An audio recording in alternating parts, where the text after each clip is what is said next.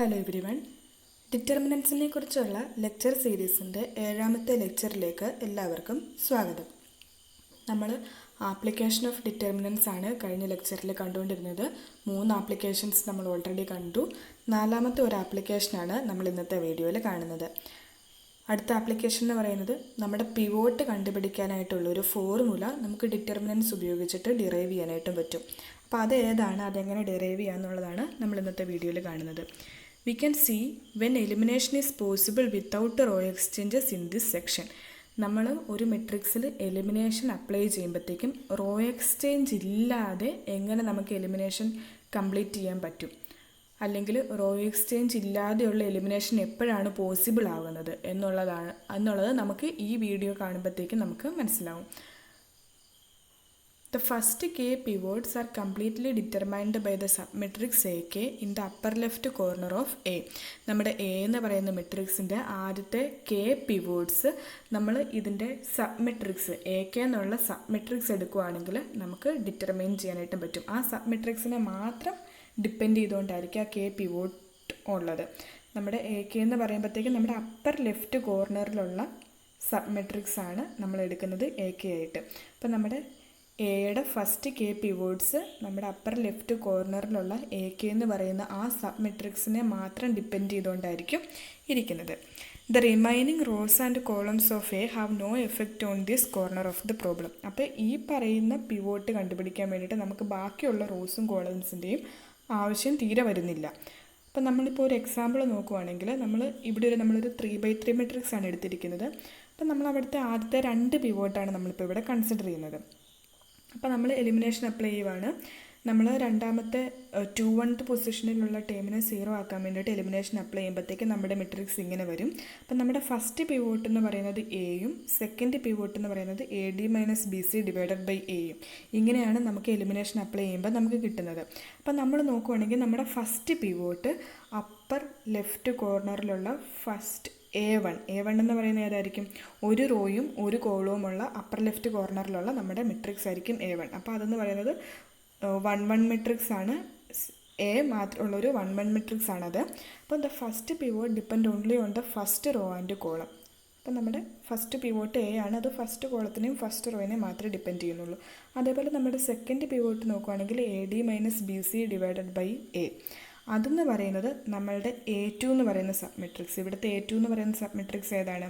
ABCD എന്ന് പറയുന്ന ഈ അപ്പർ ലെഫ്റ്റ് കോർണറിലുള്ള സബ്മെട്രിക്സ് ആണ് നമ്മുടെ A2 എന്ന് പറയുന്ന മെട്രിക്സ്. അപ്പം നമ്മളുടെ രണ്ടാമത്തെ പിവോട്ട് ഈ A2വിലുള്ള എലമെൻസിനെ മാത്രം ഉപയോഗിച്ചുകൊണ്ടുള്ളൊരു പിവോട്ടാണ് നമ്മുടെ രണ്ടാമത്തെ പിവോട്ട്. അപ്പം നമ്മുടെ രണ്ടാമത്തെ പിവോട്ട് A2വിനെ മാത്രമേ ഡിപ്പെൻഡ് ചെയ്യുന്നുള്ളൂ.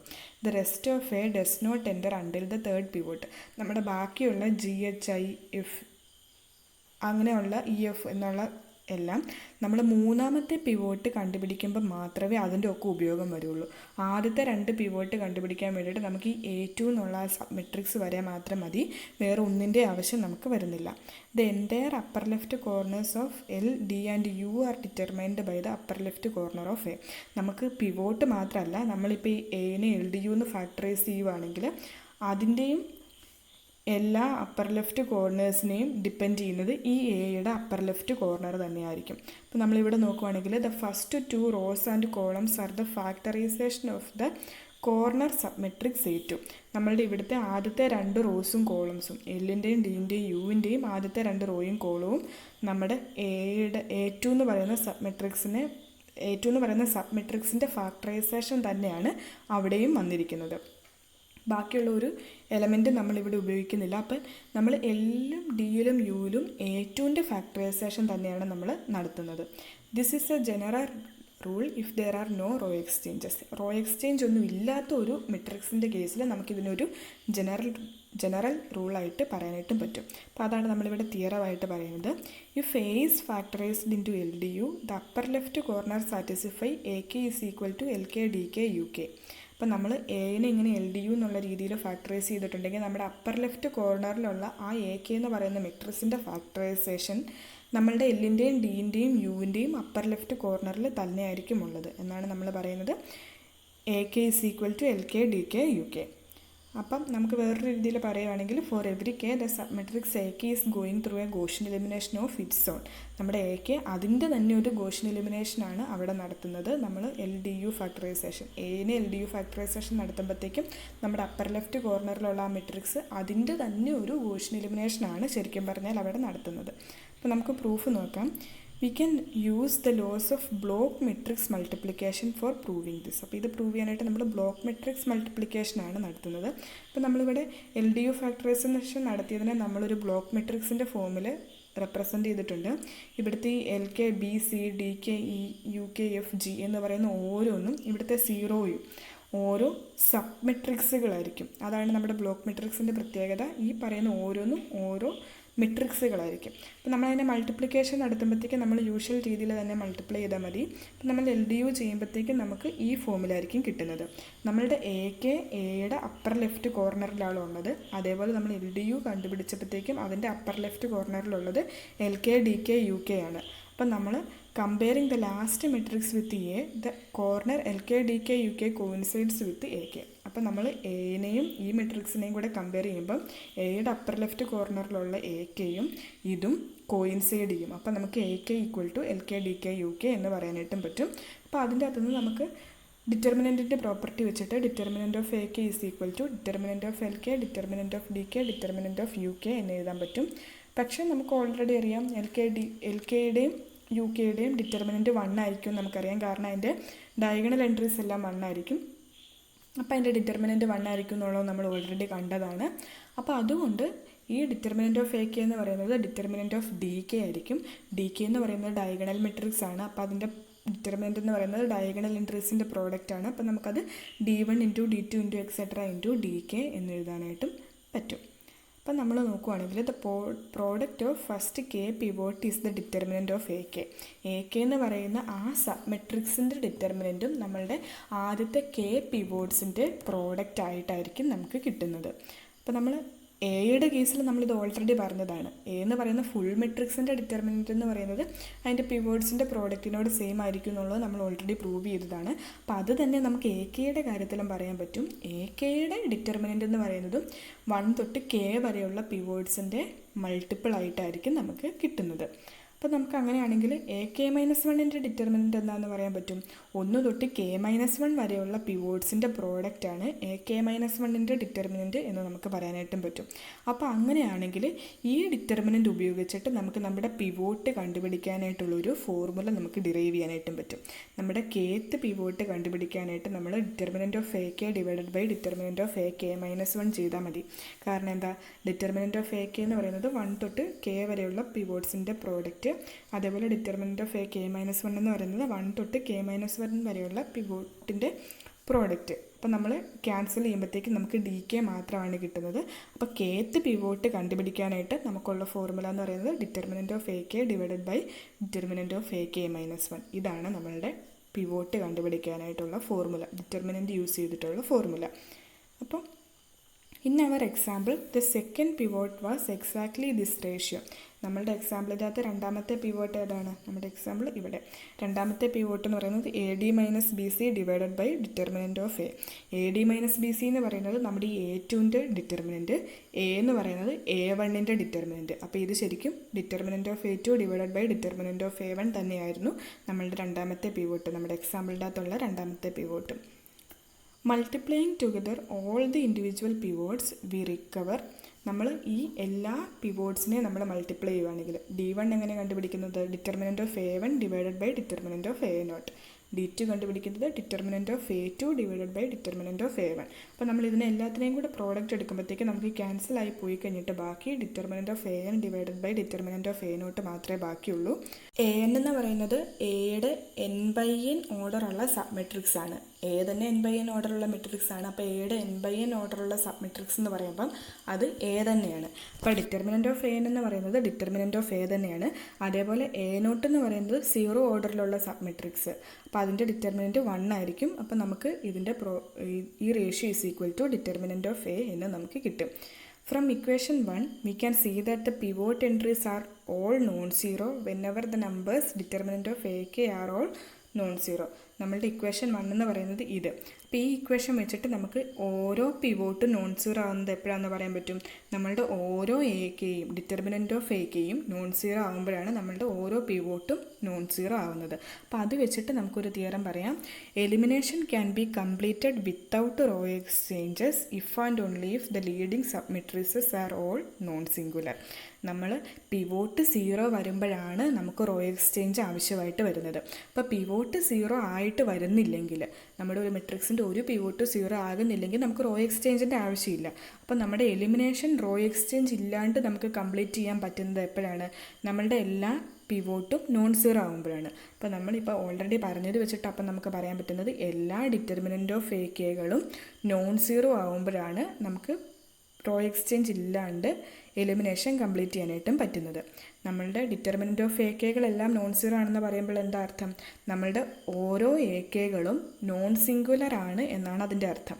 അപ്പം നമുക്ക് ഇതെല്ലാം കൂടെ യോജിപ്പിച്ചിട്ട് തിയറത്തിൽ പറയുന്നത് elimination can be completed without row exchanges if and only if the leading sub matrices are all non singular. അപ്പോൾ നമ്മളുടെ leading sub matrices non singular ആകുമ്പോഴാണ് നമ്മുടെ എലിമിനേഷൻ റോ എക്സ്ചേഞ്ച് ഇല്ലാണ്ട് കംപ്ലീറ്റ് ചെയ്യാനായിട്ടും പറ്റുന്നത്. The determinant of a permutation matrix P is linked to the number of row exchanges. നമ്മളുടെ P എന്ന് പറയുന്ന പെർമ്യൂട്ടേഷൻ മെട്രിക്സിൻ്റെ ഡിറ്റർമിനൻറ്റ് എത്ര റോ എക്സ്ചേഞ്ച് നടത്തുമ്പോഴാണ് നമുക്ക് ഐഡൻറ്റിറ്റി മെട്രിക്സ് കിട്ടുന്നത് എന്നുള്ളതിനെ ഡിപ്പെൻഡ് ചെയ്തുകൊണ്ടാണ് ഇരിക്കുന്നത്. The question is the number of row exchanges always even or always odd? നമ്മളുടെ നമ്പർ ഓഫ് റോ എക്സ്ചേഞ്ച് എപ്പോഴും ഈവൻ ആയിരിക്കുമോ അല്ലെങ്കിൽ എപ്പോഴും ഓഡായിരിക്കുമോ എന്നുള്ളതാണ് നമ്മളുടെ ക്വസ്റ്റ്യൻ.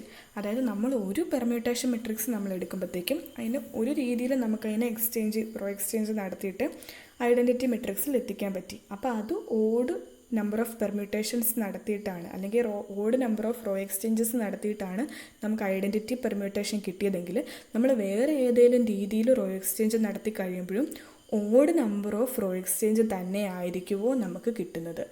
എപ്പോഴും ഒരു പെർമ്യൂട്ടേഷൻ മെട്രിക്സിൻ്റെ ഒരു രീതിയിൽ നമ്മൾ റോ എക്സ്ചേഞ്ച് നടത്തി ഐഡൻറ്റിറ്റി കിട്ടിയപ്പോൾ അത് ഓഡായിരുന്നെങ്കിൽ നമ്മൾ ഏത് രീതിയിൽ നമ്മൾ റോ എക്സ്ചേഞ്ച് നടത്തിയാലും അത് ഓഡ് തന്നെ ആയിരിക്കുമോ കിട്ടുന്നത് എന്നുള്ളതാണ് നമ്മുടെ question. If so its determinant is well defined by rule 2 as either +1 or -1. അങ്ങനെ ആണെങ്കിൽ നമ്മളുടെ ഡിറ്റർമിനൻറ്റ് വെൽ ഡിഫൈൻഡ് ആണ് എന്ന് നമുക്ക് പറയാനായിട്ടും പറ്റും. അപ്പം നമുക്കത് അങ്ങനെയാണോ നമുക്കൊരു എക്സാമ്പിൾ ആദ്യമേ നോക്കാം. നമ്മൾ കൺസിഡർ ചെയ്യുന്ന പെർമ്യൂട്ടേഷൻ 3-2-1 എന്നുള്ള പെർമ്യൂട്ടേഷനാണ്. അപ്പോൾ ഇതിനെ നമ്മൾ ഐഡൻറ്റിറ്റി പെർമ്യൂട്ടേഷൻ ആക്കണമെങ്കിൽ നമ്മൾ എന്ത് ചെയ്യണം? 3നെയും 1നെയും കൂടെ എക്സ്ചേഞ്ച് ചെയ്താൽ മതി. അപ്പോൾ തന്നെ നമുക്ക് ഐഡൻറ്റിറ്റി പെർമ്യൂട്ടേഷന് കിട്ടും. അല്ലെങ്കിൽ നമ്മുടെ നാച്ചുറൽ ഓർഡർ 1, 2, 3 എന്നുള്ള നമ്മുടെ നാച്ചുറൽ ഓർഡർ കിട്ടാനായിട്ട് 3നെയും 1നെയും കൂടെ എക്സ്ചേഞ്ച് ചെയ്താൽ മതി. അപ്പം നമുക്ക് ഇവിടെയുള്ള റോ എക്സ്ചേഞ്ചിൻ്റെ എണ്ണം ഓഡാണ് എന്ന് നമുക്ക് പറയാനായിട്ടും പറ്റും. അപ്പം നമുക്ക് വേറെ രീതിയിൽ ഇതിനെ ചെയ്ത് നോക്കാം. 3നെയും 2നെയും എക്സ്ചേഞ്ച് ചെയ്യുന്നു, ദെൻ 3നെയും 1നെ എക്സ്ചേഞ്ച് ചെയ്യുന്നു. അപ്പോൾ 3നെയും 2നെ എക്സ്ചേഞ്ച് ചെയ്യുന്നു. അപ്പോൾ 3 ഇവിടെയാണ് ഇപ്പോൾ ഉള്ളത്. 3നെയും 1നെ എക്സ്ചേഞ്ച് ചെയ്യുന്നു, പിന്നെ നമ്മൾ 2നെയും 1നെ എക്സ്ചേഞ്ച് ചെയ്യുന്നു. അങ്ങനെ ചെയ്യുമ്പോഴും നമുക്ക് 1, 2, 3 എന്നുള്ള ഓർഡർ തന്നെയാണ് കിട്ടുന്നത്. അപ്പോൾ അവിടെ നമ്മൾ മുഴുവൻ 3 റോ എക്സ്ചേഞ്ച് നടത്തി, അതും ഓഡ് തന്നെയാണ്. ആദ്യത്തെ രീതി നമ്മൾ പറഞ്ഞത് 3നെയും 1നെ മാത്രം എക്സ്ചേഞ്ച് ചെയ്യുന്നു, അവിടെ ഒരു റോ എക്സ്ചേഞ്ചാണ് നടത്തിയത്, അതും ഓഡാണ്. രണ്ടാമത്തെ രീതിയിൽ നമ്മൾ നോക്കിയപ്പോഴത്തേക്ക് നമുക്ക് 3 റോ എക്സ്ചേഞ്ച് വേണ്ടി വന്നു, അതും ഓഡ് നമ്പർ തന്നെയാണ്. In both sequence the number of exchange is odd. The assertion is that an even number of exchanges can never produce the natural order beginning with 3-1. നമ്മൾ ഈ 3-1 തുടങ്ങുന്നതെങ്കിൽ നമുക്ക് even number of row exchange നടത്തിയിട്ട് ഒരിക്കലും നമുക്ക് natural ഓർഡറിലേക്ക് എത്താനായിട്ടും പറ്റത്തില്ല എന്നുള്ളതാണ് നമ്മളുടെ അസേർഷൻ എന്ന് പറയുന്നത്. അപ്പോൾ അതിൻ്റെ പ്രൂഫാണ് നമ്മൾ നോക്കുന്നത്. Look at each pair of numbers in the permutation. നമ്മളുടെ പെർമ്യൂട്ടേഷനിലുള്ള പെയർ ഓഫ് നമ്പേഴ്സിനെ നമ്മൾ എടുക്കുക. അപ്പോൾ നമ്മൾ 1, 2, 3 ആണ് നമ്മൾ എടുക്കുന്നതെങ്കിൽ നമ്മുടെ പെയർ ഓഫ് നമ്പേഴ്സ് ഏതൊക്കെയായിരിക്കും? 1, 2, 1, 3, 2, 3 എന്നുള്ളതായിരിക്കും നമ്മുടെ പെയർ ഓഫ് നമ്പേഴ്സ്. ഇപ്പോൾ 3-2-1 ആണെങ്കിൽ 3-2, 3-1, 2-1 എന്നുള്ളതായിരിക്കും പെയർ ഓഫ് നമ്പേഴ്സ്. എന്നിട്ട് നമ്മൾ n എന്ന് പറയുന്ന ഒരു നമ്പറിനെ ഡിഫൈൻ ചെയ്യുകയാണ്. n is the count of pairs in which the largest number comes first. നമ്മുടെ പെയറിൻ്റെ അകത്ത് വലിയ നമ്പർ ആദ്യം വരുന്ന രീതിയിലുള്ള എത്ര പെയറുണ്ട് എന്നുള്ളതാണ് നമ്മുടെ n എന്ന് പറയുന്ന നമ്പർ കാണിക്കുന്നത്. അപ്പോൾ നമ്മൾ നോക്കുവാണെങ്കിൽ 1, 2, 3 എന്ന് പറഞ്ഞപ്പോഴത്തേക്ക് നമ്മൾ 3 പെയറാണ് പറയുന്നത്. 1, 2, 1, 3, 2, 3. അവിടെ ഒരു പെയറിൻ്റെ അകത്തും ലാർജ് നമ്പർ ഫസ്റ്റ് വരുന്നില്ല. അപ്പോൾ നമ്മളുടെ ഇതിൻ്റെ ക്യാപിറ്റൽ കൗണ്ട് എന്ന് പറയുന്നത് 0 ആയിരിക്കും. അപ്പോൾ അതേപോലെ നമ്മൾ ഇവിടെ നോക്കുവാണെങ്കിൽ നമ്മൾ 3 എണ്ണമാണ് പറഞ്ഞത്, 3 2 3 1 2 1. അവിടെ 3 എണ്ണത്തും ലാർജ് നമ്പർ തന്നെയാണ് ഫസ്റ്റ് വരുന്നത്. അപ്പോൾ ഇതിനെ സംബന്ധിച്ചിടത്തോളം അതിൻ്റെ കൗണ്ട് എന്ന് പറയുന്നത് 3 ആയിരിക്കും. We will show that every exchange alters n by n odd number. നമ്മൾ ഏത് റോ എക്സ്ചേഞ്ച് നടത്തിയാലും അത് എന്നിനെ ഓഡ് നമ്പർ വെച്ചിട്ടായിരിക്കും ഓൾട്ടർ ചെയ്യുന്നത് എന്നുള്ളതാണ് നമ്മളിനി പ്രൂവ് ചെയ്യുന്നത്. അപ്പോൾ അത് പ്രൂവ് ചെയ്യാനായിട്ട് നമുക്ക് പറ്റിയാൽ അത് വെച്ചിട്ട് നമുക്ക് n = 0 എത്താനായിട്ട് നമുക്ക് n ഈവൻ ആണെങ്കിൽ even number of row exchange ആണ് വേണ്ടി വരുന്നതെന്നും n ഓഡ് ആണെങ്കിൽ odd number of row exchange ആണ് വേണ്ടി വരുന്നതെന്നും നമുക്ക് പറയാനായിട്ടും പറ്റും. അപ്പം നമ്മൾ അതിന് വേണ്ടിയിട്ട് പ്രൂവ് ചെയ്യേണ്ടത് നമ്മൾ റോ എക്സ്ചേഞ്ച് നടത്തുമ്പോഴത്തേക്കും എന്നിനെ ഒരു ഓഡ് നമ്പർ വെച്ചിട്ടാണ് നമ്മൾ ഓൾട്ടർ ചെയ്യുന്നത് എന്നുള്ളതാണ് നമ്മൾ പ്രൂവ് ചെയ്യുന്നത്. അപ്പോൾ അതിന് വേണ്ടിയിട്ട് നമ്മൾ നോക്കുവാണ്, when neighbours are exchanged n changes by +1 or -1. നമ്മൾ ഇങ്ങനെയുള്ള ഇവിടുത്തെ 2 നെയ്ബേഴ്സിനെയാണ് നമ്മൾ ചേഞ്ച് ചെയ്യുന്നതെങ്കിൽ, ഇപ്പോൾ ഇവിടെ നമ്മൾ നോക്കുകയാണെങ്കിൽ നമ്മൾ 3നെയും 2നെയും തമ്മിൽ അങ്ങോട്ടും ഇങ്ങോട്ടും ചേഞ്ച് ചെയ്യുന്നു. അപ്പോൾ നമ്മുടെ പേര് നമ്മൾ നോക്കുമ്പോഴത്തേക്കും 1 3 3 2 1 2. അവിടെ നമുക്ക് 3 2 എന്നുള്ളൊരു പേരുണ്ട്. അപ്പോൾ n = 0 എന്നുള്ളത് n = 1 ആകുന്നു.